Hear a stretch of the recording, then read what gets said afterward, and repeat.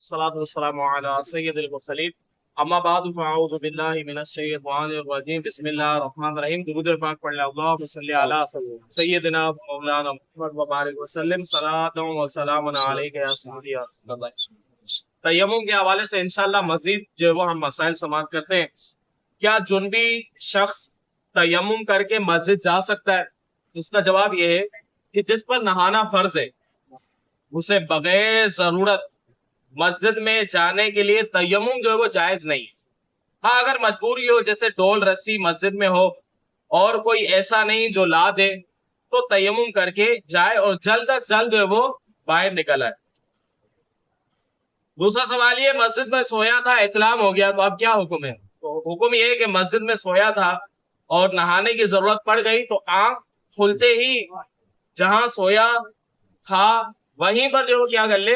تیمم کر کے فوراً جو مسجد سے باہر نکل آئے۔ تاخیر جو ہے وہ یہ کیا ہے حرام ہے، اور بغیر تیمم کے مسجد میں چلنا بھی نہیں ہے۔ جیسے ہو جائے فوراً جو ہے وہ تیمم کر کے مسجد سے باہر نکلنے کی جو وہ کوشش کرنی ہے۔ اگر وقت تنگ ہو گیا کہ وضو اور غسل کرے گا تو نماز قضا ہو جائے گی تو کیا تیمم کر سکتے ہیں؟ یعنی وقت کے اندر بہت تنگی ہے، اگر وضو اور غسل کرے گا تو ایسی صورت میں کیا ہوگا، نماز کا وقت چلا جائے گا۔ اب ایسی صورت میں یہ ہے کہ وقت اتنا تنگ ہو گیا کہ وضو اور غسل کرے گا نماز قضا ہو جائے گی تو چاہیے کہ تیمم کر کے نماز پڑھ لے، پھر وضو اور غسل کر کے اس نماز کا کیا کر لے، اعادہ کر لے۔ آگے سوال یہ ہے کہ اگر کوئی شخص ایسی جگہ ہے جہاں نہ پانی ہے اور نہ ہی جو ہے وہ مٹی ہے، پاک مٹی بھی موجود نہیں ہے، تو ایسی صورت میں کیا کرے گا؟ جیسے مثلاً جو ہے وہ کسی نے جو وہ جہاز میں سفر کیا اور وہاں پانی ختم ہو گیا، یہاں جو وہ ٹرین ہے، ٹرین کے اندر ہے اور ٹرین کے اندر پانی موجود نہیں ہے اور مٹی بھی ایسی موجود نہیں ہے کہ جو پاک ہو، یعنی مٹی کی کوئی چیز اس کے اندر اس میں جو موجود نہیں ہے، تو پھر ایسی صورت میں حکم یہ ہے کہ اگر کوئی ایسی جگہ ہے کہ نہ پانی ملتا ہے نہ پاک مٹی کے تیمم کرے، کیا کرے گا؟ تیمم کرے۔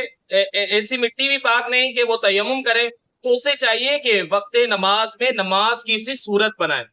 یعنی تمام حرکات نماز بلا نیت نماز بجا لائے۔ تو وہ اس کو کیا کرنا ہے کہ نماز کی جو حرکات ہے اسی حرکات کے ساتھ جو ہے وہ ادا کرے بلا نیت، یعنی نیت نماز نہ ہو، نماز کی نیت کے بغیر کیا کرے، جس طرح نماز پڑھتے اسی طرح پڑھے گا۔ یہ اس لیے بھی ہے تاکہ ایک عادت برقرار رہے، ایک نمازی بندہ ہے اس کی عادت برقرار رہے، تو اگر وہ چھوڑ دے گا تو اس کی عادت میں کیا ہو جائے گا، خلل آ جائے گا اور شیطان حملہ کر لے گا۔ اسی لیے جو حیض والی عورت ہوتی ہے اس کے لیے بھی یہی حکم ہے کہ حیض والی ہو، نفاس والی ہو، اس وقت میں نماز تو معاف ہے لیکن وہ کیا کرے گی، نماز کے اوقات کے اندر مصلی بچھا کر ذکر و اذکار کرے گی تاکہ اس کی ایک عادت برقرار رکھے۔ آگے فرمایا کہ اگر کوئی شخص ایسا ہے کہ وضو کرتا ہے تو پیشاب کے قطرے ٹپکتے ہیں اور تیمم کرتا ہے تو نہیں ٹپکتے، تو ایسا تو آپ کیا کریں؟ جواب یہ ہے کوئی ایسا شخص ہے کہ وضو کرتا ہے تو پیشاب کے قطرے ٹپکتے ہیں، تیمم کرے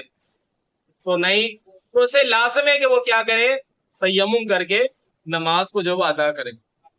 اب تیمم کا طریقہ کار کیا ہے؟ تیمم کا طریقہ کار یہ ہے کہ تیمم کی نیت سے دونوں ہاتھوں کی انگلیاں کشادہ کر کے ایسی جگہ پر جو زمین کی قسم سے ہو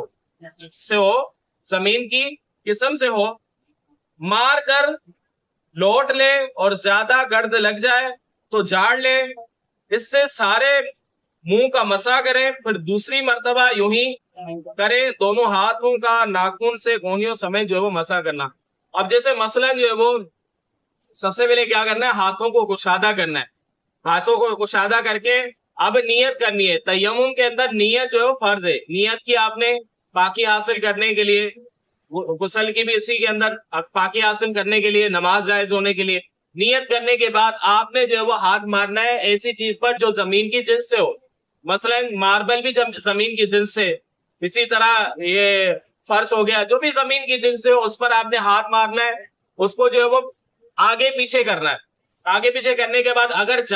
مطلب یہ مٹی وغیرہ زیادہ لگی ہو تو اس کو جاڑ دینا ہے، اور اس کے بعد کیا کرنا ہے، منہ کا مسح کرنا ہے، پورے منہ کا مسح کرنا ہے۔ منہ کا مسح کرنے کے بعد دوبارہ ہاتھ